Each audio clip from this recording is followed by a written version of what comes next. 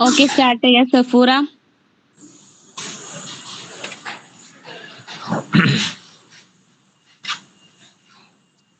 Video on ആക്കണം means നീ പറയല്ലേ അന്ന് വീഡിയോ ഓൺ ആയിക്കോ.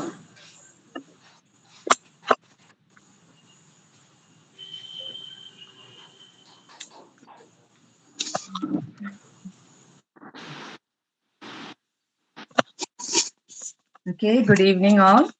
Welcome to yet another section of our Literary Lens book review. Today we have our former student of MI Training College, Shruti K, for the presentation. She is now teacher of Modern Higher Secondary School, Pottur. I welcome you all to this event and hope for a wonderful section ahead. Thank you.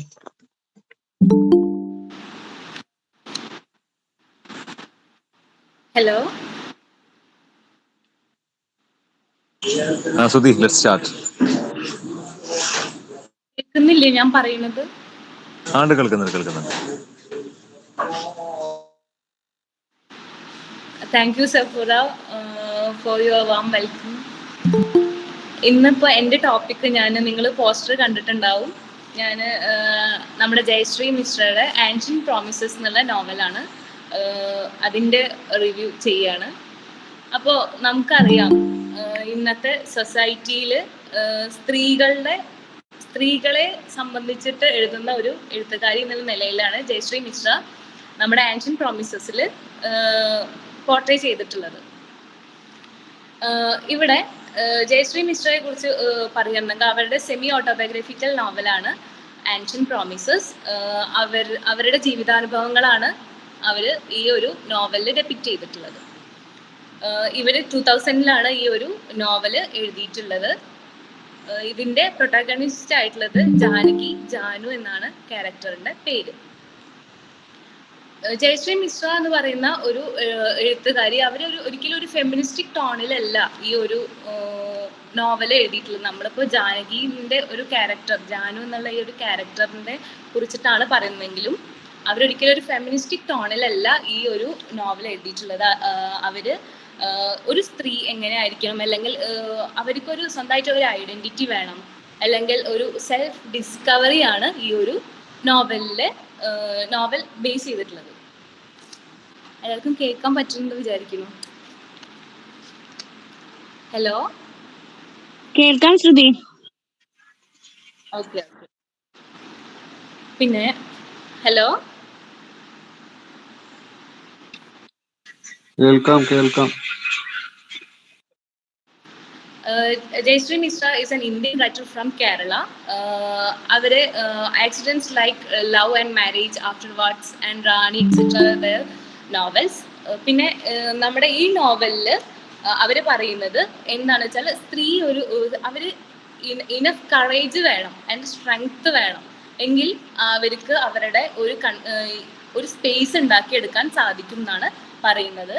ഇതിൽ ഞാൻ നേരത്തെ പറഞ്ഞു ജാനകിയാണ് main character. Janaki ഒരു 17 years old ആയിട്ടുള്ള ഒരു പെൺകുട്ടിയാണ്. അവള് born and brought up ഡൽഹിയാണ്. അപ്പോൾ ഡൽഹിയിൽ പഠിച്ച് വളരുന്ന ഒരു പെൺകുട്ടി. അവളുടെ അച്ഛനും അമ്മയുടെ ഒപ്പമാണ് അവളുടെ ലൈഫ്. അങ്ങനെ ഇരിക്കുന്ന ഒരു പെൺകുട്ടി അവളുടെ ലൈഫൊക്കെ വളരെ സ്മൂത്തായി പോകുന്ന ഒരു സാഹചര്യത്തിൽ ഒരു അർജുൻ എന്നുള്ള ഒരു ചെറുപ്പക്കാരനായിട്ടൊരു റിലേഷൻഷിപ്പിലാവുകയാണ്. അപ്പോൾ ഇവര് ഡൽഹിയിലാണ് ജനിച്ച് വളർന്നത് എങ്കിലും അവരുടെ ഫ്രീക്വൻ്റ് ആയിട്ട് നമ്മുടെ ഈ ഒരു വെക്കേഷൻസിലൊക്കെ നാട്ടിൽ വന്നു പോകുന്നു. പക്ഷെ ഇവരൊരു ട്രഡീഷണൽ ആയിട്ടുള്ള ഒരു ജീവിതമാണ് കൊണ്ടുപോകുന്നത്. അത് കാരണം തന്നെ ഒരു റിലേഷൻഷിപ്പ് എന്നൊക്കെ ഒന്ന് പറയുമ്പോൾ ഈ സ്വീകാര്യതയല്ല, വീട്ടിൽ തീരെ സ്വീകാര്യതയല്ല. അങ്ങനെ ഇവളുടെ ഈ ഒരു റിലേഷൻഷിപ്പ് വീട്ടിൽ അറിയുന്നുണ്ട്. ഇവൾക്ക് വെറും 17 വയസ്സ് മാത്രമാണ് പ്രായം. അങ്ങനെ ഇരിക്കുന്ന സമയത്ത് ഇവര് ഒരു വെക്കേഷൻ സമയത്ത് നാട്ടിലേക്ക് വരുന്ന ഒരു സിറ്റുവേഷനിൽ ഈ 17 വയസ്സ് മാത്രം പ്രായമായിട്ടുള്ള ഈ ജാനകിന്റെ മാരേജിലോട്ട് നീങ്ങുന്ന ഒരു സന്ദർഭമാണ്. അതിനുള്ള കാരണം എന്ന് വെച്ചിട്ടുണ്ടെങ്കിൽ ഇവളെ ഒരു ലവ് റിലേഷൻഷിപ്പിൽ അകപ്പെട്ടു എന്ന് പാരൻസ് കണ്ടപ്പോൾ, ഇന്ത്യൻ പാരൻസ് ഇവിടെ ജയശ്രീ മിശ്ര പോർട്രേ ചെയ്യുന്നത് എന്താണെന്ന് വെച്ചിട്ടുണ്ടെങ്കിൽ Indian parents fail to understand their children's dream. ഒരിക്കലും കുട്ടികളുടെ ഡ്രീമിനെ കുറിച്ചിട്ടല്ല കൂടുതലായിട്ട് ചിന്തിക്കുന്നത്. അതിന് പകരം അവരുടെ സൊസൈറ്റി എന്ത് വിചാരിക്കും, ഇങ്ങനെ ഉള്ളൊരു റിലേഷൻഷിപ്പിലൊക്കെ മക്കൾ വീണ് പോയിട്ടുണ്ടെങ്കിൽ എന്ത് വിചാരിക്കും എന്നുള്ള ഒരു ചിന്താഗതിയുള്ള ഒരു പാരൻസിന്റെ മകളാണ് Janaki. Hello,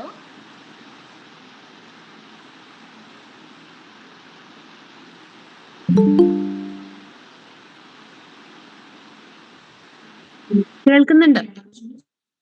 okay, thank you. എനിക്കൊന്നും ഇടയ്ക്ക് ഒരു ബ്രേക്ക് വീണ പോലെ തോന്നുന്നുണ്ടേ. ഇല്ല, ഫ്ലോ ഉണ്ട്. ഓക്കെ.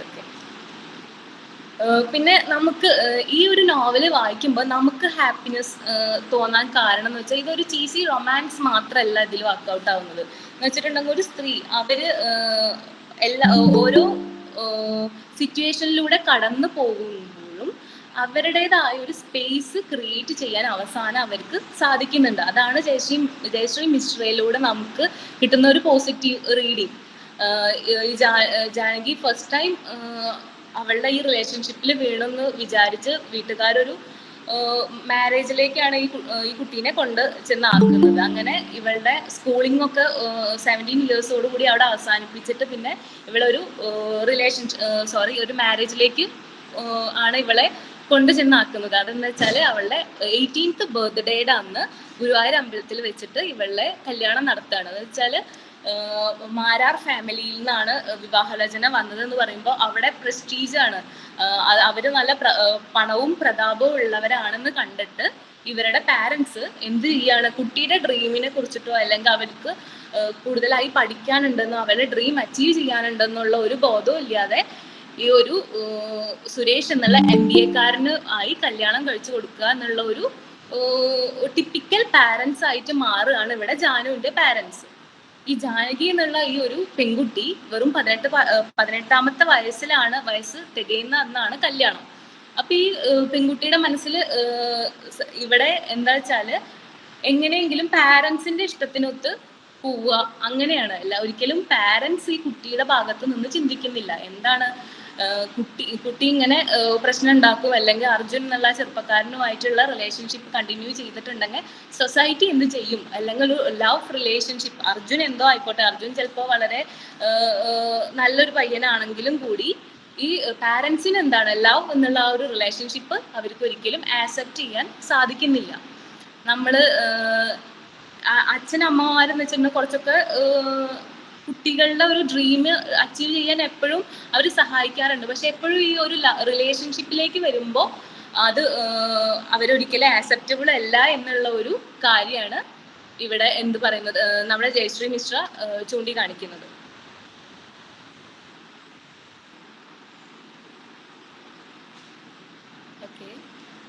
ദെൻ പിന്നെ ഞാൻ പറഞ്ഞു 18th ബർത്ത്ഡേയുടെ അന്നാണ് നമ്മുടെ ജാനകിയുടെ മാരേജ് നടക്കുകയാണ്.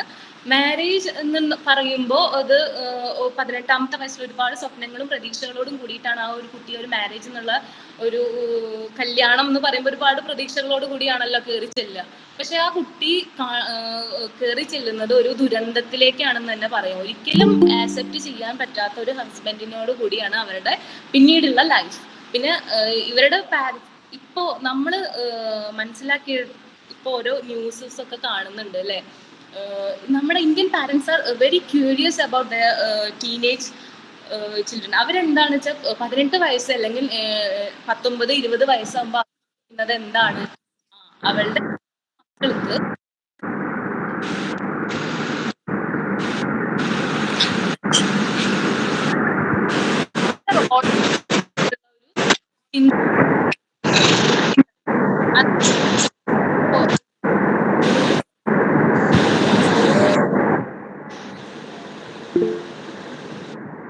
കേൾക്കുന്നില്ല കേട്ടോ.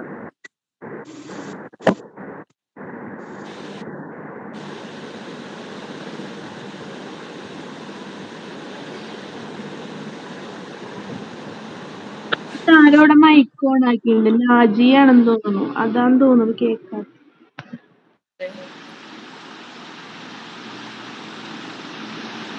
ഹലോ,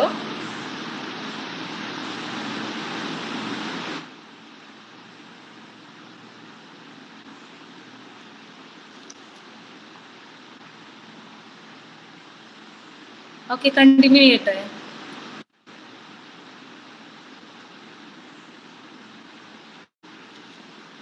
അപ്പൊ നമ്മുടെ സൊസൈറ്റിയിൽ ഇന്ന് നടന്നുകൊണ്ടിരിക്കുന്ന കാര്യങ്ങളാണ് ജയശ്രീ മിശ്ര നമ്മുടെ ഈ നോവലിലൂടെ ചിത്രീകരിച്ചിട്ടുള്ളത്. അപ്പൊ നമ്മുടെ വിസ്മയ എന്നുള്ള കേസിൽ തന്നെ നമുക്കറിയാം, ആ കുട്ടി വീട്ടിൽ വിളിച്ച് പറയുന്നുണ്ട് എനിക്ക് പറ്റുന്നില്ല എന്ന് പറയുമ്പോൾ അച്ഛൻ പറയുന്നുണ്ട് അഡ്ജസ്റ്റ് ചെയ്യും മോളെ, ശരിയാവുന്നു. ഒരിക്കലും ഒരു റിലേഷൻഷിപ്പിൽ മാരേജ് റിലേഷൻഷിപ്പിലാണ്, എന്ത് റിലേഷൻഷിപ്പിൽ അഡ്ജസ്റ്റ്മെന്റ് അല്ല, നമ്മളായി ആക്സെപ്റ്റ് ചെയ്യുന്നവരുടെ അടുത്താണ് നമ്മൾ കൂടുതൽ എന്തായിരുന്നു നമുക്ക് ഹാപ്പിനെസ് ഉണ്ടാവുകയുള്ളൂ. അപ്പൊ അതാണ് ആൻഷ്യന്റ് പ്രോമിസസിലൂടെ നമ്മുടെ ജയശ്രീ മിശ്ര ചിത്രീകരിക്കുന്നത്. എന്താ വെച്ചാല് ജാനുവിനെ ജാനു ആയിട്ട് ആക്സെപ്റ്റ് ചെയ്യാൻ ആ മാരാർ ഫാമിലിയിൽ ആരും ഒരുക്കല്ലായിരുന്നു. ഈവൻ ഹസ്ബൻഡായ സുരേഷ് പോലും ഒരിക്കലും ജാനുവിനെ അവളായിട്ട് ഒരിക്കലും ആക്സെപ്റ്റ് ചെയ്തിട്ടുണ്ടാവില്ല. അവളെ ഒരു ഭാര്യ, പേരിനൊരു ഭാര്യ, വെറുതെ ഒരു ഭാര്യ എന്നുള്ള ഒരു നിലയിൽ മാത്രമാണ് സുരേഷ് കണ്ടിരുന്നത്. ഇൻലോസ് ആണെങ്കിൽ തന്നെ നമ്മൾ ഈ ക്ലീശേ അമ്മായിയമ്മ അങ്ങനെയായിരുന്നു ജാനകി ആ ഒരു വീട്ടില് ഉണ്ടായിരുന്നത്.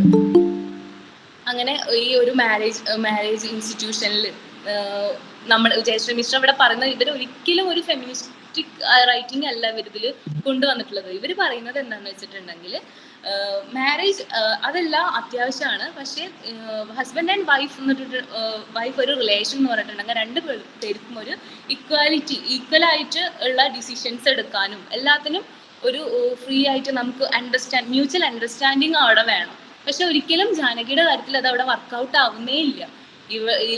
ഇവളെ ഒരു പർപ്പസ് എന്താണ്, ഒരു വൈഫാണ്, മാരാർ ഫാമിലിയിലെ മരുമകളാണ് എന്നുള്ള ഒരു കൺസിഡറേഷൻ ഒന്നാമത് ആ പെൺകുട്ടിക്ക് കിട്ടുന്നില്ല. പക്ഷെ അങ്ങനെ ഒരു ആളവിടെ ഉണ്ട്. നാട്ടുകാരും സൊസൈറ്റിയിൽ സുരേഷ് എന്നുള്ള MBA കാരനായിട്ടുള്ള മകന് വളരെ ഒരു ബ്യൂട്ടിഫുൾ ആയിട്ടുള്ള ഒരു വൈഫ് എന്നുള്ള ഒരു റോള് മാത്രമേ ആ ഒരു ജാനകി എന്നുള്ള ഒരു പെൺകുട്ടിക്ക് കിട്ടുന്നുള്ളൂ.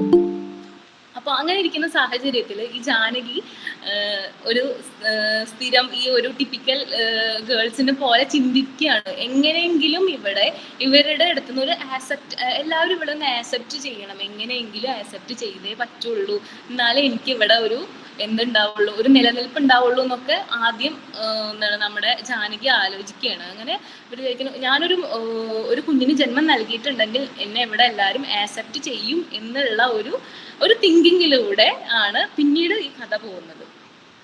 അപ്പൊ ഇവിടെ ജയശ്രീ മിശ്ര ഇവിടെ നമ്മുടെ എഴുത്തുകാരി സാധാരണ ഒരു പെൺകുട്ടി ചിന്തിക്കുന്നത് പോലെ ചിന്തിക്കുകയാണ്. നമ്മൾ പറയുമല്ലോ, കല്യാണം ചില പാരൻസ് ഒക്കെ പറയുന്നത് കേൾക്കാം, ഈ ആൺപിള്ളേരൊക്കെ അങ്ങനെ ഇങ്ങനെ നടക്കുന്നതിൽ പറയും, കല്യാണം കഴിഞ്ഞാൽ ശരിയാവും. ആര് ശരിയാവും? വരുന്ന പെൺകുട്ടിക്കാണ് ബുദ്ധിമുട്ട് അല്ലേ? അപ്പൊ ഇവിടെ ഈ ഒരു പെൺകുട്ടി ചിന്തിക്കുന്നത് എന്താ, ഒരു കുഞ്ഞ് വന്നിട്ടുണ്ടെങ്കിൽ ഇവരുടെ പ്രശ്നങ്ങളൊക്കെ സോൾവ് ചെയ്യും, അല്ലെങ്കിൽ ഇൻലോസിന്റെ നിന്നൊക്കെ ഒരു ആക്സെപ്റ്റൻസ് കിട്ടും എന്നുള്ള ഒരു ശുഭപ്രതീക്ഷയിലാണ് പിന്നീടുള്ള ഈ നോവൽ പോകുന്നത്. അങ്ങനെ ഇരിക്കുന്ന സമയത്ത് ഇവളൊരു കുഞ്ഞിന് ജന്മം നൽകുകയാണ്, റിയ. പക്ഷെ അവിടെയും ഒരു വിധി ഇവളുടെ ഒപ്പം ഉണ്ടായിരുന്നില്ല. ഇവളൊരു മെന്റലി ഹാൻഡിക്യാപ്ഡ് ആയിട്ടുള്ള ഒരു കുട്ടീനെയാണ് ഇവൾക്ക് കിട്ടുന്നത്. അപ്പൊ അതിലൂടെ വീണ്ടും റിയ എന്നുള്ള ആ പെൺകുട്ടിയിലൂടെ വീണ്ടും നമ്മുടെ ജാനു ഒരുപാട് ബുദ്ധിമുട്ടുകൾ സഹിക്കുന്നുണ്ട്. ആ വീട്ടിൽ ആരും ആ കുട്ടീനെ ഒന്ന് നോക്കുക പോലുമില്ല, ഈവൻ ടച്ച് ചെയ്യുക പോലുമില്ല. അപ്പോ അങ്ങനെ ഒരുപാട് സഹിച്ചിട്ടാണ് നമ്മുടെ ജാനുവിന് ഇനിയെങ്കിലും തൻ്റെ ലൈഫിൽ എന്തെങ്കിലും ഒരു മാറ്റം വേണം, അവൾക്ക് അവളായിട്ട് ഒരു സ്പേസ് വേണമെന്ന് ചിന്തിക്കാൻ തുടങ്ങുകയാണ്. അങ്ങനെ വിത്ത് റിയയെ വെച്ചിട്ട് അവൾ അവിടെ എഡ്യൂക്കേഷൻ സ്റ്റാർട്ട് ചെയ്യാണ്. എന്ന് വെച്ചിട്ടുണ്ടെങ്കിൽ അവളുടെ BA ചെയ്യാണ്. അവള് 17 years ആവുമ്പോൾ അവിടെ സ്കൂളിംഗ് ഒക്കെ കഴിഞ്ഞ് 18 years ആവുമ്പോൾ മാരേജ് കഴിഞ്ഞിട്ടുള്ള ഒരു പെൺകുട്ടിയാണ്. പിന്നീട് ഒരു അമ്മയായതിനു ശേഷം അവൾക്കൊരു സ്റ്റാൻഡ്, അവളെ എങ്ങനെയെങ്കിലും ഒരു അവളുടേതായ ഒരു സ്പേസ് ക്രിയേറ്റ് ചെയ്യാണ്. എങ്ങനെ അവളൊരു ഡിഗ്രി ചെയ്യാന്ന് വിചാരിച്ചു വിത്ത് റിയ എന്നുള്ളൊരു, നമുക്കറിയാം ഒരു കുട്ടിയെ വളർത്തിക്കൊണ്ടു പോകുന്നത് ഒരു അമ്മ എടുക്കുന്ന എഫേർട്സ് ഒക്കെ നമുക്കറിയാം. പക്ഷെ ഇവിടെ ഒരു മെന്റലി ചാലഞ്ചഡ് ആയിട്ടുള്ള കുട്ടിയെ വെച്ചിട്ടാണ് ഈ ഒരിക്കലും ആക്സെപ്റ്റ് ചെയ്യാത്ത ഈ ഒരു വീട്ടുകാരുടെ കൂടെ നമ്മുടെ ജാനകി താമസിക്കുന്നത്. അങ്ങനെ റിയയെ വെച്ചിട്ട് ഇവളുടെ എഡ്യൂക്കേഷൻ എന്ത് ചെയ്യാണ്, തുടങ്ങുകയാണ്. അപ്പോൾ ഇവിടെ നമ്മുടെ ജയശ്രീ മിശ്ര സാധാരണ ഒരു ക്ലീഷേ ടൈപ്പ് ഒരു പെൺകുട്ടിയെ അല്ല. അവര് നമുക്ക് എന്താണ് മനസ്സിലാക്കി തരുന്നത്? എഡ്യൂക്കേഷൻ വഴി എന്ത് ചെയ്യാം, ഒരു സ്പേസ് ഉണ്ടാക്കിയെടുക്കാം, അല്ലെങ്കിൽ ഈ ഒരു ചട്ടക്കൂടുകളൊക്കെ പൊളിച്ചെഴുതാം എന്ന് നമ്മുടെ ഓഥർ നമുക്ക് മനസ്സിലാക്കി തരുന്നുണ്ട്. അങ്ങനെ ഇവളുടെ BA ഒക്കെ പെർസ്യൂ ചെയ്യും. അങ്ങനെ ഇരിക്കുന്ന സമയത്താണ് ഈ കുട്ടിയെ എങ്ങനെയെങ്കിലും ഒഴിവാക്കാം, അല്ലെങ്കിൽ ഈ കുട്ടിയെ എന്ത് ചെയ്യും എന്നുള്ള ഒരു ചിന്താഗതിയിലൂടെ ഒരിക്കലും ജാനു പോകുന്നില്ല. ജാനു ഈ റിയ എന്നുള്ള കുട്ടിയെ സമൂഹത്തിലെ മറ്റുള്ള കുട്ടികളെ പോലെ തന്നെ അവളെയും വളർത്തിയെടുക്കണം എന്നുള്ള ചിന്തയിലാണ്. പക്ഷെ ഇവിടെ നമ്മുടെ ജാനകിയുടെ പാർട്ട്ണർ ആയിട്ടുള്ള സുരേഷിന് ഇതിലൊന്നും ഒരു റോളും അദ്ദേഹം ആ കുട്ടിക്ക് കൊടുക്കുന്നില്ല. വെച്ചിട്ടുണ്ടെങ്കിൽ സ്വന്തം മകളാണെന്ന് ഉള്ള ഒരു സ്ഥാനമൊന്നും ആ കുട്ടിക്കില്ല. അയാളൊരു മുങ്ങൽ വിദഗ്ധനാണ്. എന്ത് പറഞ്ഞാലും ഒരു എസ്കേപ്പിസം, അയാളുടെ ബിസിനസ് കാര്യങ്ങൾ അങ്ങനെ നടന്നു പോകുന്ന ഒരാളാണ്. ഇവിടെ ഒരു അമ്മ എന്നുള്ള നിലയിൽ ജാനകി ഒരുപാട് സഫർ ചെയ്യുന്നുണ്ട്. ആ സഫറിങ്സിലൂടെ പിന്നെ ഈ റിയയിലൂടെയാണ് ജാനകിക്ക് അവളുടേതായിട്ടുള്ള ഒരു ലോകം അവൾക്ക് ക്രിയേറ്റ് ചെയ്യാൻ പറ്റുന്നത്. അങ്ങനെ കുട്ടിയെ ഒരു സ്കൂളിൽ കൊണ്ടാക്കുമ്പോൾ അവിടെ നിന്ന് ഈ കുട്ടീനെ, ഇങ്ങനത്തെ കുട്ടികളെ ഇവിടെ അലൗഡ് കണ്ടിന്യൂ ചെയ്യാൻ പറ്റില്ല എന്ന് പറയുമ്പോൾ സ്പെഷ്യൽ സ്കൂളിൽ പോവുകയാണ്. സ്പെഷ്യൽ സ്കൂളിൽ പോകുന്നത് വഴി നമ്മുടെ ജാനകി റിയലൈസ് ചെയ്യാണ് ഇങ്ങനെ ഒരു സ്പെഷ്യൽ സ്കൂളിലെ കുട്ടികളെ കുറിച്ചിട്ടുള്ള പഠനത്തിലൂടെ പഠിക്കാനും അങ്ങനെ അപ്പോൾ അവർക്ക് PG ചെയ്യാന്നുള്ള ഒരു ആഗ്രഹം മനസ്സിലുദിക്കുക. അപ്പോൾ ഇതാ നമ്മുടെ കഥയിലെ നായികയെ നമ്മളുടെ എഴുത്തുകാരി അതിന്റെ ആ ഒരു എങ്ങനെയാണ് അവരെ ഇങ്ങനെ പ്രോഗ്രസ്സിലൂടെ ആണ്. ഹലോ,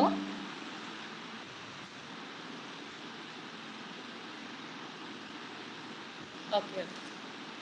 അപ്പോൾ നമ്മുടെ ജയശ്രീ മിസ്റ്റർ നമ്മുടെ ജാനകിനെ ഇനി അങ്ങോട്ട് സ്ട്രോങ് ആക്കിയിട്ടാണ് കൊണ്ടുപോകുന്നത്. ഒരിക്കലും സ്ത്രീയെ തളർത്തി കൊണ്ടുപോകാതെ ജയശ്രീ മിസ്റ്ററിനെ നമുക്ക് ഇഷ്ടമാവുന്നത്, അല്ലെങ്കിൽ ഈ നോവല് വായിക്കുമ്പോൾ നമുക്ക് നമ്മളെ അവിടെ പിടിച്ചിരുത്താൻ കഴിയുന്ന ഒരു സംഭവം എന്ന് വെച്ചിട്ടുണ്ടെങ്കിൽ സ്ത്രീനെ ഒരിക്കലും ഇനി ഇതൊക്കെ സഹിച്ച് ഇതാണ് എൻ്റെ വിധി എന്ന് പറഞ്ഞ് തളർന്നിരിക്കാൻ ഒരിക്കലും ജയശ്രീ മിശ്ര അനുവദിക്കുന്നില്ല. അവരുടെ എല്ലാ ക്യാരക്ടേഴ്സിനെയും അവരങ്ങനെ തന്നെയാണ് കൊണ്ടുപോകുന്നത്.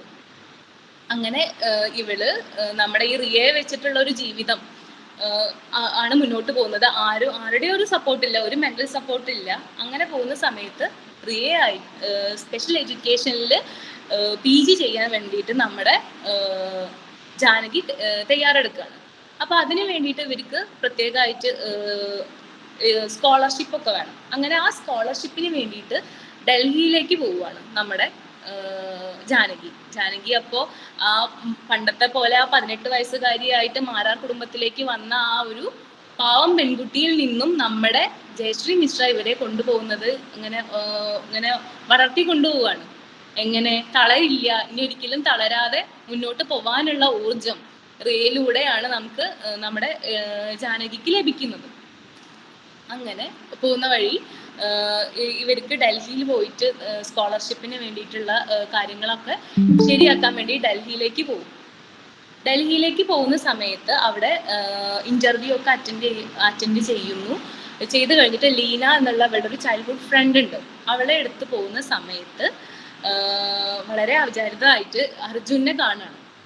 അർജുൻ ആരാണെന്ന് നിങ്ങൾക്ക് അറിയാമെന്ന് മനസ്സിലാക്കുന്നു. നമ്മൾ നേരത്തെ പറഞ്ഞു ഇവളൊരു റിലേഷൻഷിപ്പിൽ പെടുന്നുണ്ട്. 17 years ആവുന്ന സമയത്ത് ആ ഒരു ചെറുപ്പക്കാരനായിട്ടുള്ള അർജുൻ്റെ കാണുന്ന സമയത്ത് ഇവള് വളരെ അധികം ഹാപ്പി ആവുകയാണ്. കാരണം അർജുൻ എന്നുള്ള ചെറുപ്പക്കാരൻ അവൾക്ക് ഒരുപാട് എന്ത് കൊടുത്തിട്ടുണ്ട്, അവളെ ആക്സെപ്റ്റ് ചെയ്തിട്ടുണ്ട്. അവളെ ആ ഒരു ലവ് ആയിരുന്ന സമയത്ത് അവൾക്ക് ഒരുപാട് സപ്പോർട്ട് കൊടുത്തിട്ടുള്ള ഒരു ചെറുപ്പക്കാരൻ. അപ്പൊ ഇപ്പൊ ഒരു മാരീഡ് ആയിട്ടുള്ള സ്ത്രീ ആണെങ്കിൽ കൂടി അർജുനെ കാണുമ്പോൾ വീണ്ടും ആ സ്നേഹം അല്ലെങ്കിൽ ആ ഒരു ഇഷ്ടം, അന്ന് അവരുടെ ആ ലവ് ചെയ്ത് ഇന്ന കാലത്ത് അവരൊരു പ്രോമിസ് ചെയ്തിട്ടുണ്ടായിരുന്നു, എന്തെങ്കിലും ഒരിക്കൽ നമ്മൾ വിവാഹം കഴിക്കും എന്നുള്ളൊരു പ്രോമിസ് ഉണ്ടായിരുന്നു. പക്ഷെ ആ പ്രോമിസ് ഒന്നും നടക്കാതെ വന്നു. കാരണം പാരന്റ്സിന്റെ പ്രഷർ മൂലമാണ് സുരേഷിനെ വിവാഹം കഴിക്കുന്നത്. അങ്ങനെ ഈ ഒരു ഡൽഹിയിലേക്ക് എന്തിനാ വന്നത് നമ്മൾ പറഞ്ഞു. ഇവൾക്ക് സ്കോളർഷിപ്പ് വേണം, PG ചെയ്യാൻ വേണ്ടിയിട്ട് അമേരിക്കയിൽ പോയിട്ട് PG ചെയ്യണം. സ്പെഷ്യൽ എഡ്യൂക്കേഷനിലാണ് PG ചെയ്യുന്നത്. തൻ്റെ മകൾക്ക് എന്താണോ ഡിസബിലിറ്റി അതിലാണ് ഇവർ PG ചെയ്യാൻ ഉദ്ദേശിച്ചിട്ടുള്ളത്. ആ സമയത്ത് അർജുനെ കാണുകയും അർജുനുമായിട്ട് വീണ്ടും ആ ഒരു റിലേഷൻഷിപ്പ് വീണ്ടും മൂവ് ചെയ്യാൻ ഇവിടെ തീരുമാനിക്കുകയാണ്. ഇവിടെ ഒരിക്കലും നമുക്ക് നമ്മുടെ ജാനകി എന്നിട്ടുള്ള ഒരു ക്യാരക്ടറിനെ നമുക്ക് കുറ്റം പറയാൻ സാധിക്കില്ല എന്നാണ് എൻ്റെ ഒരു റീഡിങ്ങിൽ എനിക്ക്. അത് ഏതൊരു സ്ത്രീ ആണെങ്കിൽ പോലും അങ്ങനെ ചിന്തിച്ചു പോകും. കാരണം ഇവളുടെ സ്വന്തം ഹസ്ബൻഡിൽ നിന്ന് ഒരു തരത്തിലുള്ള ഒരു തരത്തിൽ ഇവളെ ആക്സെപ്റ്റ് ചെയ്തിട്ടില്ല. അവര് ഹസ്ബൻഡ് ആണെങ്കിലും ഇൻലോസ് ആണെങ്കിലും ഇവളെന്ന് വെച്ചാൽ ഡൽഹിയിലാണ് ഇവളുടെ ഫുൾ എഡ്യൂക്കേഷനും ഇവളുടെ ലൈഫും നമ്മൾ പറഞ്ഞു. അത് കാരണം തന്നെ ഫ്ലുവൻ്റ് ആയിട്ട് മലയാളം ഒന്നും സംസാരിക്കാൻ കഴിയാത്തൊരു പെൺകുട്ടിയായിരുന്നു. അപ്പോൾ ഇവള് തൻ്റെ സംസാരത്തിന്റെ ഇടയിലൊക്കെ താങ്ക് യു, സോറി എന്നുള്ള കാര്യങ്ങളൊക്കെ പറയുമ്പോൾ അവിടെ മദർ ഇൻലോ പറയുന്നത് തൻ്റെ ഇത്തരം പരിഷ്കാരങ്ങളൊന്നും ഇവിടെ വേണ്ട എന്നൊക്കെ പറഞ്ഞ് ഇവളെ എപ്പോഴും അടച്ചാക്ഷേപിക്കുന്ന ഒരു വീട്ടില് ആണ് ഇവള് കഴിയുന്നത്. അപ്പൊ സ്വന്തം ഹസ്ബൻഡിൽ നിന്ന് പോലും ഒരു തരത്തിലുള്ള ഒരു പോസിറ്റീവായിട്ടുള്ള ഒന്നും ഇല്ലാതെ ആവുമ്പോൾ ആരും എന്തുണ്ടാവും, എവിടെ നിന്നെങ്കിലും ഒരു സ്നേഹം പ്രതീക്ഷിക്കും. അങ്ങനെ അർജുനെ കണ്ടപ്പോൾ ഇവൾക്ക് എന്തോ ഒരു മരുഭൂമിയിൽ മഴ പെയ്ത ഒരു ഫീലിംഗ് ആണ്.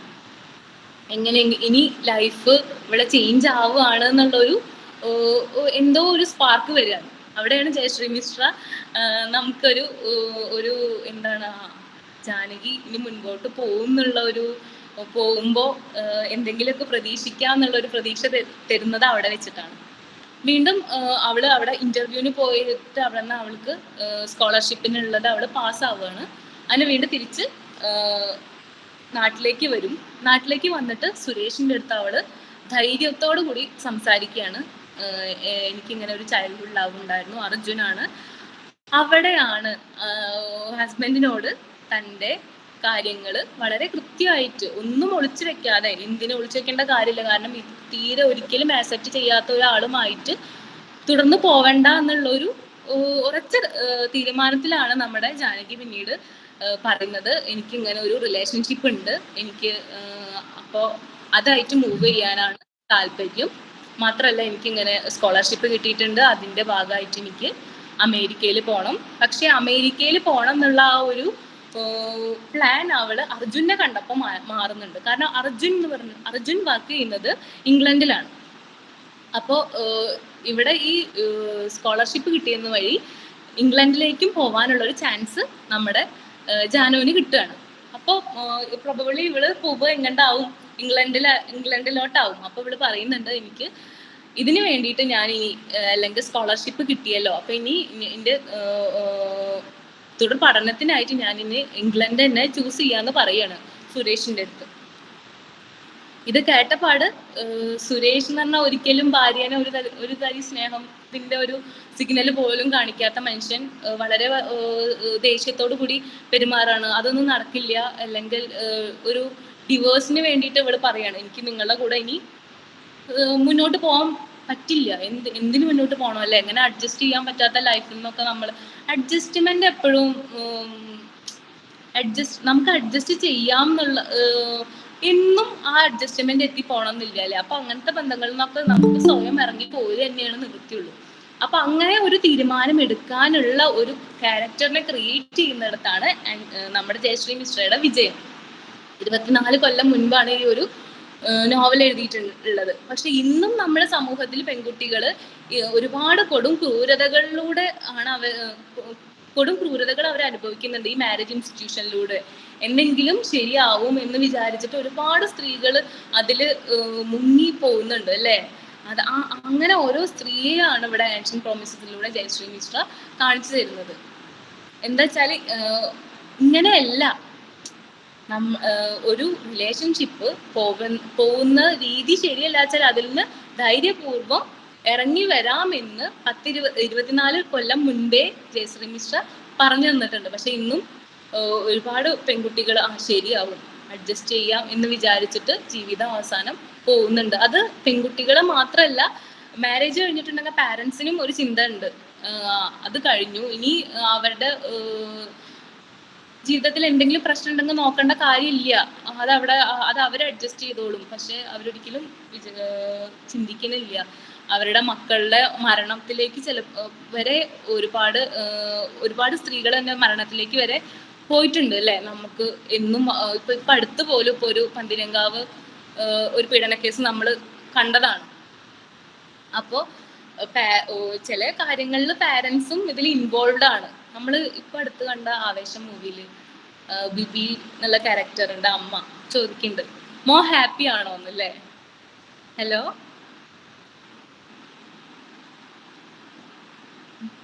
പറഞ്ഞോളൂ.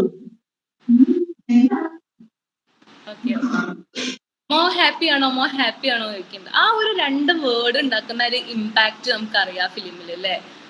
അതാണ്. അപ്പോ നമ്മുടെ പാരന്റ്സ് അല്ലെങ്കിൽ ഇത്തരം ജീവിത സാഹചര്യങ്ങളിലൂടെ ജീവിച്ചു പോകുന്ന ഒരു പെൺകുട്ടിയെ സംബന്ധിച്ച് പാരന്റ്സിന്റെ അടുത്ത് നിന്നുള്ള ഒരു ഇമോഷണൽ സപ്പോർട്ട് കിട്ടിയാൽ ചിലപ്പോൾ അവര് ഈ മരണത്തിലേക്കൊന്നും പോവാതിരിക്കും. പക്ഷെ ചില സ്ഥലങ്ങളിൽ അത് ഫെയിൽ ആവുകയാണ്. ഇവിടെ നമുക്ക് നോവലിലോട്ട് തിരിച്ച് ഞാനിപ്പോ അങ്ങോട്ട് പോവാൻ കാരണം ജയശ്രീ മിശ്ര അവരുടെ ഈ ക്യാരക്ടർ ഈ ജാനകിനെ ഒരിക്കലും അവര് സബ്മിസീവ് ആക്കുന്നില്ല, അവരെ ഉയർത്തി കൊണ്ടുപോവുകയാണെന്നാണ് പറയുന്നത്. അപ്പോൾ ഡിവോഴ്സ് സുരേഷിന്റെ അടുത്ത് പറഞ്ഞപ്പോൾ സുരേഷ് ഒരിക്കലും അതിന് സപ്പോർട്ട് ചെയ്യുന്നില്ല. കാരണം എന്താ വെച്ചാൽ ഇവര് ഭയങ്കര പ്രൗഢിയുള്ള കുടുംബമാണ്. സൊസൈറ്റി എന്ത് വിചാരിക്കും, തന്റെ ഭാര്യ അല്ലെങ്കിൽ മാരാർ കുടുംബത്തിലെ മരുമകള് വേറെ ഒരാളുടെ കൂടെ ഒളിച്ചോടി എലോപ്പ് ചെയ്തു എന്നുള്ള ന്യൂസ് ആവും ഇനി പരക്കുക എന്നുള്ള ഒരു പേടി. അപ്പൊ സൊസൈറ്റി എന്ത് ചിന്തിക്കും എന്നുള്ള ഒരു വിചാരത്തിൽ, അതായത് ഭാര്യയോടുള്ള അമിത സ്നേഹം മൂലം അത് കാരണമൊന്നല്ല, സൊസൈറ്റീനെ പേടിച്ചിട്ട് നമ്മുടെ സുരേഷ് ഒരിക്കലും ഡിവോഴ്സിന് തയ്യാറാവുന്നില്ല. അങ്ങനെയാണ് അങ്ങനെ ഇരിക്കുന്ന സ്റ്റോറിയിൽ പിന്നീട് സംഭവിക്കുന്നത് വെച്ചാൽ ഈ മാരാർ ഫാമിലി ഇവര് എന്ത് ചെയ്യാണ്, ജാനുവിന് ഇവൾക്ക് മെന്റലാണ്, മാനസികമാണെന്ന് വരുത്തി തീർക്കുകയാണ്. അതെന്തിനാച്ചാല് ഈ സൊസൈറ്റിയിൽ പിന്നെ പറയരുതല്ലോ ഇങ്ങനെ എലോപ്പ് ചെയ്തുന്നോ അല്ലെങ്കിൽ അങ്ങനത്തെ ഒരു ചർച്ചകളൊന്നും ഇല്ലാതിരിക്കാൻ. മാനസികമാണെന്ന് പറഞ്ഞിട്ടുണ്ടെങ്കിൽ അങ്ങനെയാണ് ഡിവോഴ്സ് ആയത് എന്ന് വരുത്തി തീർക്കാൻ വേണ്ടിയിട്ടുള്ള കളികൾ ഇന്ന് നമ്മൾ കണ്ടുവരുന്നതാണ്. ഇതൊക്കെ നമ്മുടെ സൊസൈറ്റിയിൽ നടക്കുന്നതാണ്. അതാണ് ജയശ്രീ മിശ്ര പിക്ചറൈസ് ചെയ്യുന്നത്. അങ്ങനെ ഇവിടെയാണ് നമ്മുടെ ജാനകിയുടെ അമ്മയ്ക്ക് ഒരു റോള് വരുന്നുണ്ട്. അമ്മ തന്റെ മകളെ ഇങ്ങനെ ഇവര് മെന്റൽ അസൈലം ഇവളെ കൊണ്ടാക്കുന്നുണ്ട്, എന്തൊക്കെയോ മരുന്നൊക്കെ ഇവൾക്ക് ഇൻജെക്ട് ചെയ്ത് കൊടുക്കുന്നുണ്ട്, ഇവളെ സംസാരിക്കാൻ പോലും കഴിയാത്തൊരു സിറ്റുവേഷനിൽ ഇവര് ആക്കുന്നുണ്ട്. അങ്ങനെ ഇരിക്കുന്ന സമയത്ത് ജാനുവിന്റെ അമ്മ ഇതൊക്കെ റിയലൈസ് ചെയ്തിട്ട് ജാനുവിനെ സ്വന്തം വീട്ടിലേക്ക് കൊണ്ടുവരുന്നുണ്ട്. അവിടെ നിന്നാണ് പിന്നീട് ജാനു തന്റെ PGക്ക് വേണ്ടിയിട്ട് അവള് ഇംഗ്ലണ്ടിലോട്ട് തന്നെയാണ് പോകുന്നത്. അവിടെ അർജുനുമായിട്ട് നല്ലൊരു ലൈഫ് അവള് സ്വപ്നം കാണുന്നുണ്ട്. അതുപോലെ തന്നെ അവള് ഇംഗ്ലണ്ടിലേക്ക് പോകുന്നു വിത്തൗട്ട് റിയ ഇല്ലാതെയാണ് പോകുന്നത്. റിയയെ ഒരിക്കലും സുരേഷിന്റെ വീട്ടുകാര് ഇവൾക്ക് കൊടുക്കുന്നില്ല. കാരണം റിയയെ കൊടുത്തിട്ടുണ്ടെങ്കിൽ പിന്നെ ഒരു റിലേഷൻ ഇവരായിട്ട് ഉണ്ടാവില്ല എന്നുള്ളൊരു ഭയം മൂലം എന്തോ റിയയെ കൊടുക്കാൻ ഇവര് സമ്മതിക്കുന്നില്ല. അങ്ങനെ ഇവള് അവളുടെ PGക്ക് വേണ്ടിയിട്ട് 3.5 months ഇംഗ്ലണ്ടിൽ അർജുനായിട്ട് മീറ്റ് ചെയ്യുന്നുണ്ട്. അവരുടെ ഒരു റിലേഷൻ വളരെ സ്മൂത്ത് ആയിട്ട് പോകുന്നുണ്ട്. അർജുൻ ഇവളെ ആക്സെപ്റ്റ് ചെയ്യാൻ തയ്യാറാണ്. അങ്ങനെ അവളുടെ 3.5 months അവളുടെ PG പഠനം പൂർത്തീകരിച്ച് ഇവള് തിരിച്ചു വരുമ്പോൾ അമ്മ പറയുന്നുണ്ട് സുരേഷ് ഡിവോഴ്സിന് സമ്മതാണെന്ന് പറഞ്ഞിട്ട് ലെറ്റർ അയച്ചിട്ടുണ്ടെന്ന് പറയുകയും റിയയെ തിരിച്ചേൽപ്പിക്കുകയും ചെയ്യുന്നുണ്ട്. അവിടെയാണ് ഈ നോവല് അവസാനിക്കുന്നത്. കാരണം പിന്നെ പറയുന്നുണ്ട് ഇനി റിയ ഇപ്പൊ അവരുടെ ആ ഒരു ഒരിക്കലും ഒത്തുപോവാത്ത വിവാഹബന്ധം എന്നേക്കുമായിട്ട് അവസാനിക്കുകയാണ് ആ ഡിവോഴ്സിലൂടെ. പിന്നീട് സംഭവിക്കുന്നത് റിയയും നമ്മുടെ ജാനുവുമായിട്ട് ഉള്ള ഒരു ജീവിതം, പിന്നീട് അവരുടെ ജീവിതത്തിലേക്ക് അതിനൊരു എന്താണ് സ്നേഹസ്പർശം പോലെ നമ്മുടെ അർജുൻ കടന്നു വരുന്നുണ്ട്. ആ കടന്നു വരുന്ന കാര്യം നമുക്കിവിടെ എഴുത്തുകാരി പറയുന്നില്ലെങ്കിൽ കൂടി അവരെ അവസാനം പറയുന്നുണ്ട് ഇത് ഇവരുടെ സെമി ഓട്ടോബയോഗ്രഫിക്കൽ നോവലാണെന്ന് പറഞ്ഞല്ലോ. അപ്പോൾ ഇവരുടെ ജീവിതത്തിലെ അതേ കാര്യങ്ങളാണ് പകുതിയോളം. പിന്നെ കുറച്ച് എഴുത്തുകാരല്ലേ, കുറച്ച് കാര്യങ്ങളൊക്കെ കൂടുതലായിട്ട് എഴുതുമെങ്കിലും ഇതിൽ പറയുന്നുണ്ട് പിന്നീട് ഞാൻ എൻ്റെ അർജുനുമായി എൻ്റെ മകളുമായി ജീവിച്ചു എന്ന് ജയശ്രീ മിശ്ര പറയുന്നുണ്ട്. അങ്ങനെയാണ് ഇവിടെ ഈ നോവൽ അവസാനിക്കുന്നത്. അപ്പൊ നമുക്ക് ഈ നോവലിലൂടെ നമുക്ക് കിട്ടിയത് എന്താന്ന് വെച്ചാൽ എന്താണ് സെൽഫ് ഡിസ്കവറിയാണ്, സെൽഫ് ഐഡന്റിറ്റിയാണ് അല്ലേ. ഒരു സ്ത്രീ എന്താണ് തൻ്റെ ജീവിതം ഇതാണ്, ഇനി എനിക്ക് ഈ വീടിൻ്റെ ആ ഒരു മാരാർ കുടുംബത്തില് അടങ്ങി ജീവിക്കേണ്ടവളാണെന്ന് ജാനു ചിന്തിച്ചിരുന്നെങ്കിൽ ഒരിക്കലും ജാനുവിൻ്റെ ഒരു ലൈഫ് ബ്യൂട്ടിഫുൾ ആവുമായിരുന്നില്ല അല്ലേ. അങ്ങനെ ഓരോ പെൺകുട്ടികളും ചിന്തിച്ചിട്ടുണ്ടെങ്കിൽ അവര് എത്രമാത്രം ദുരിതം സഹിച്ചിട്ടാണ് ഓരോ വീട്ടിലും കഴിയേണ്ടി വരിക. ആ 4 ചുമരുകൾ മാത്രമാവും കാണുന്നുണ്ടാവുക. പുറമേന്ന് കാണുന്നവന് എന്താണ് നല്ല ഗോൾഡൻ കേജിലാണ് അവരുടെ ജീവിതം, അല്ലെങ്കിൽ പുറമേന്ന് കാണുന്നവന് അടിപൊളി നല്ല ജീവിതമാണെന്ന് തോന്നിപ്പിക്കുന്ന വിധം. എന്നാലോ ഈ ഉള്ളിലുള്ള ആള് ഒരിക്കലും ഒരു ഹാപ്പിനെസ് ഇല്ലാതെ ജീവിച്ച് തീർക്കാതെ അവളുടെ സ്വപ്നങ്ങളുമായിട്ടാണ്, അല്ലെങ്കിൽ സ്വപ്നങ്ങൾ നേടിയെടുക്കാൻ വേണ്ടി ഒരുപാട് ട്രൈ ചെയ്ത് അവളുടെ സ്വപ്നത്തിലേക്ക് അവള് എന്ത് ചെയ്യുന്നുണ്ട്, സ്വപ്നം സാക്ഷാത്കരിക്കുന്നുണ്ട്. അവിടെ ഒരിക്കലും റിയ എന്നുള്ള ആ മകളെ അവൾ ഒരിക്കലും അതൊരു ബുദ്ധിമുട്ടായി കണക്കാതെ റിയയെയും ചേർത്ത് പിടിച്ചിട്ടാണ് അവളുടെ സ്വപ്നം സാക്ഷാത്കരിക്കുന്നത്. ഹലോ,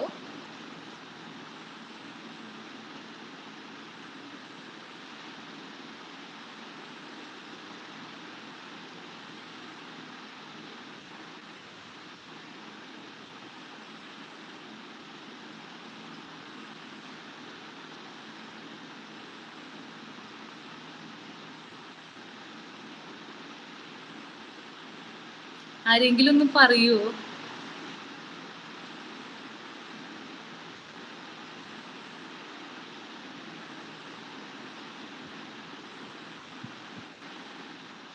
ഹലോ, വളരെ നന്നായിട്ട് പ്രസന്റ് ചെയ്തിട്ട് ശ്രുതി.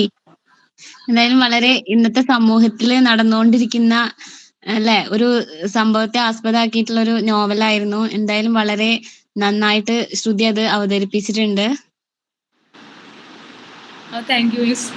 എല്ലാവർക്കും മനസ്സിലായി ഇങ്ങനെ ഒരു ഓൺലൈൻ പ്ലാറ്റ്ഫോം ആയ കാരണം നമുക്ക് റിയാക്ഷൻസ് ഒന്നും അറിയണില്ലല്ലോ. മനസ്സിലായി, വ്യക്തമായിട്ട് പറഞ്ഞു. പിന്നെ കറണ്ട് എക്സാമ്പിൾ ഒക്കെ വെച്ച് യോജിപ്പിച്ചുകൊണ്ട് നല്ല രസമുണ്ടായിരുന്നു കേട്ടിരിക്കാൻ. Thank you. എന്തായാലും വളരെ ഉഷാറായിട്ടുണ്ട്. എനിക്കും വളരെ ഇഷ്ടപ്പെട്ട സ്റ്റോറി. Thank you sir. ഇതിന് നമ്മുടെ നാട്ടിൽ നടന്നുകൊണ്ടിരിക്കുന്ന സംഭവമായിട്ട് ബേസ് ചെയ്യുന്ന സംഭവം പോലെ ഫീൽ ചെയ്യുന്നു.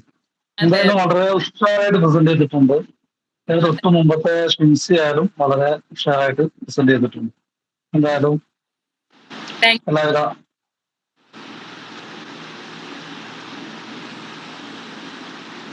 നന്നായിട്ട് പ്രസന്റ് ചെയ്തോട്ടാ. താങ്ക് യു മിസ്സേ.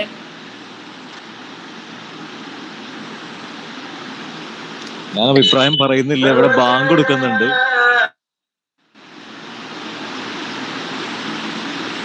എല്ലാവർക്കും ഞാൻ പറഞ്ഞ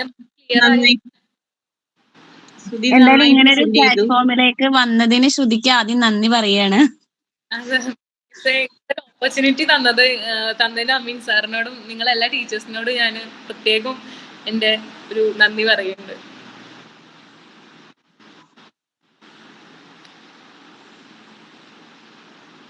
ഡിസ്കഷനിൽ ആരെങ്കിലും ഒക്കെ മുന്നോട്ട് വരുമോ?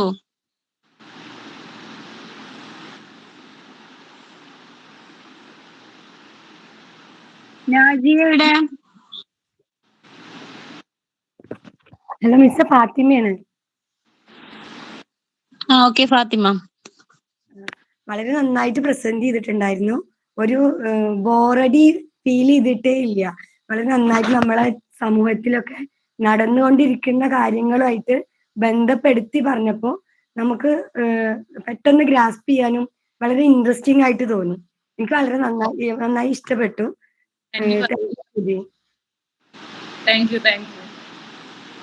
അമീൻ സാറ് എൻ്റെ അടുത്ത് പറഞ്ഞിരുന്നു ഇങ്ങനെ റിവ്യൂ ചെയ്യുമ്പോൾ ഒന്നാകെ ആ നോവൽ എടുത്ത് ഇങ്ങനെ പറയരുതെന്ന് പറഞ്ഞിരുന്നു. പക്ഷെ എനിക്കത് പറയാതെ ഇത് നിങ്ങളുടെ അടുത്ത് എങ്ങനെ അവതരിപ്പിക്കാന്ന് എനിക്ക് അറിയുന്നില്ല. അപ്പൊ ഞാൻ ആ നോവലില് കാര്യങ്ങളൊക്കെ നിങ്ങളുടെ അടുത്ത് പറഞ്ഞിട്ടുണ്ടെന്നാണ്.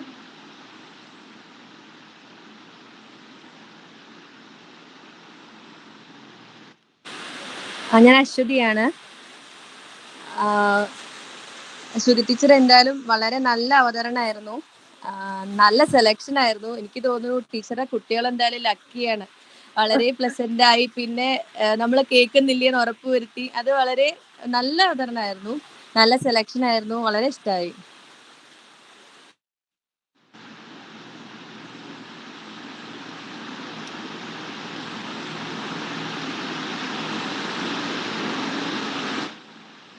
ടീച്ചർ അമൃത പോയോ?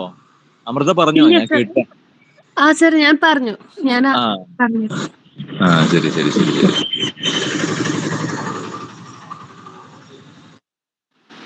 ഇതില് സന്ധ്യ കയറിയിട്ടോ, ശ്രുതിയുടെ ബാച്ച്മേറ്റ്.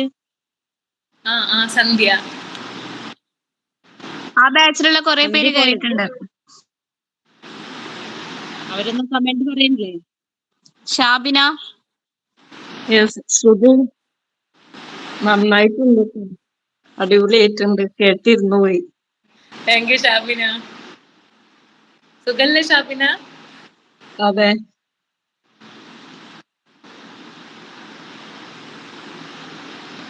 അപ്പൊ നമുക്ക് ഈ പ്രോഗ്രാം വൈൻഡപ്പ് ചെയ്യാം അമീൻ സാർ. ആ വൈൻഡപ്പ് ചെയ്യാം. ഞാൻ ചെറിയ ഫംഗ്ഷനിലായിരുന്നു, അപ്പൊ കൂടുതൽ കേൾക്കാൻ പറ്റിയില്ല. എന്നാലും ഇടയ്ക്കിടയ്ക്ക് ഞാൻ കേൾക്കുന്നുണ്ട് എന്തായി എന്നുള്ളത്. അപ്പൊ ഞാൻ വരുന്ന വഴിയിൽ പോക്കറ്റിൽ ഇത് സൗണ്ട് കൂട്ടിയിട്ട് പോക്കറ്റിലിട്ട് കേട്ടും അതിലാണ്. ഹെഡ്ഫോൺ നിർത്തിയിട്ടില്ല. അപ്പൊ വരുന്ന വഴിക്ക് അഭിപ്രായം പറഞ്ഞ് കേട്ടപ്പോഴാണ് ഇവിടെ ബാങ്ക് കൊടുക്കുന്നത്. അപ്പൊ എനിക്കൊന്നും പറയാൻ വയ്യ. പറയാനുള്ള അഭിപ്രായങ്ങളൊക്കെ കേട്ട് കാണും. എല്ലാവരും നന്നായി പറഞ്ഞിട്ടുണ്ട്, നീ നന്നായി പ്രസന്റ് ചെയ്തു. അതുപോലെ തന്നെ പ്രസന്റേഷനെ എന്താ പറയാ, അപ്രീസിയേഷൻ, അതിന് വേണ്ട അപ്രീസിയേഷനൊക്കെ എല്ലാ ഭാഗത്തും കിട്ടിയിട്ടുണ്ട്. നീയും ഹാപ്പിയാണ്, ഞങ്ങളും ഹാപ്പിയാണ്. ഇനിയും ഇതുപോലത്തെ ഹാപ്പി ഡേയ്സ് ഞങ്ങൾക്ക് എല്ലാ ഫ്രൈഡേയ്സിലും ഉണ്ടാവും. അപ്പോൾ നിങ്ങൾക്കും ഇതിൽ പങ്കെടുക്കാം, പ്രസന്റ് ചെയ്യാം, കേൾക്കാം. അപ്പോൾ അതെന്തായാലും ഇനി ഒരു 10 ദിവസം കഴിഞ്ഞാൽ ഇവിടുന്ന് പോകുന്ന കുട്ടികളും ഇതിലുണ്ട്, സീനിയേഴ്സ് ആയിട്ടുണ്ട്. അവരൊരിക്കലും ഇതിന് പോകുന്നില്ല. എന്തായാലും ഈ ഒരു പ്രോഗ്രാം നിലനിൽക്കുന്നിടത്തോളം കാലം, അല്ലെങ്കിൽ നമ്മുടെ കോളേജിൽ നിലനിൽക്കുന്നിടത്തോളം കാലം അവരും നമ്മുടെ ഭാഗം തന്നെയാണ്, നിങ്ങളും ഞങ്ങളുടെ ഭാഗം തന്നെയാണ്. അപ്പോൾ ഇങ്ങനെ പ്രോഗ്രാം ചെയ്യാൻ സാധിച്ചതിൽ വളരെ ഹാപ്പിയാണ്. കാരണം അതുകൊണ്ടാണല്ലോ പഴയ കുട്ടികളുമായിട്ട് കണക്ട് ചെയ്യാൻ നമുക്ക് പറ്റിയത്. നമുക്കൊരു കോൺഫിഡൻസ് ഇപ്പം ഉണ്ട്. ഇനി ഇവിടുന്ന് പോകുന്ന കുട്ടികൾ ആരായാലും നമ്മളിലേക്ക് ചേരും, നമുക്ക് അവരെ പിടിക്കാൻ പറ്റും. നമ്മളെ കണ്ണി മുറിയാതെ അവരെന്തായാലും നമ്മുടെ കൂടെ ഉണ്ടാവുന്നൊരു കോൺഫിഡൻസ്, ആ കോൺഫിഡൻസ് തന്നത് നമ്മുടെ പുതിയ പ്രിൻസിപ്പളാണ്. അപ്പോൾ എന്തായാലും ഞങ്ങൾ വളരെ ഹാപ്പിയാണ്. വരും ദിവസങ്ങളിൽ വീണ്ടും പുതിയ എക്സ്പീരിയൻസുമായി നമുക്ക് കാണാം. അപ്പോൾ എന്തായാലും താങ്ക് യു ശ്രുതി. അപ്പോൾ ഇവിടെ വന്ന നമ്മളെല്ലാ പ്രയാസങ്ങളും, ഇപ്പോൾ ഉദാഹരണം ഈ സമയത്തൊക്കെ ഒരുപാട് തിരക്കുള്ള സമയമായിരിക്കും വീട്ടിലൊക്കെ. അപ്പോൾ ഈ പ്രയാസങ്ങളൊക്കെ ഒഴിവാക്കിയിട്ട് ഇതിൽ ജോയിൻ ചെയ്ത നമ്മുടെ ഓഡിയൻസ്, അതാണ് നമ്മുടെ വിജയം. എല്ലാവരോടും താങ്ക്സ് പറയുന്നു. ശ്രുതി, താങ്ക് യു വൺസ് അഗൈൻ.